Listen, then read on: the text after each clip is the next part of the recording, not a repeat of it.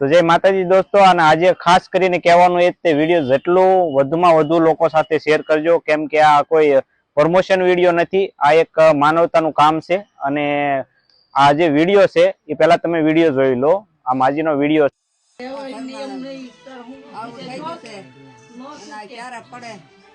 એનું કઈ નક્કી છે એટલા બાણા ખુલે છે। માળીને મકાન કહી દો તો સારું।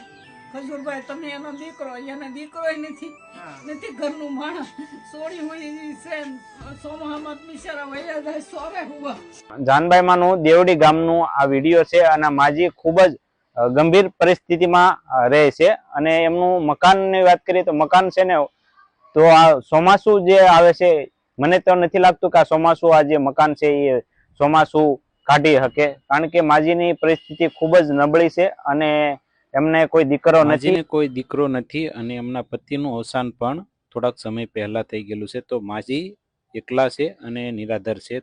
તો ખજૂરભાઈને નમ્ર વિનંતી છે કે આ માજીનું ઘર બનાવી આપો જલ્દીથી જલ્દી, કેમ કે જ્યારે ચોમાસું હોય છે ત્યારે માજીને આજુબાજુના જે પાડોશી હોય ત્યાં કાં તો સુવા માટે જાય છે, અને કાં તો પછી રામજી મંદિર છે તો રામજી મંદિરની જગ્યામાં સુવા માટે જવું પડે છે। એવી પરિસ્થિતિમાં માજી રહે છે, તો ખૂબ જ દુઃખી છે।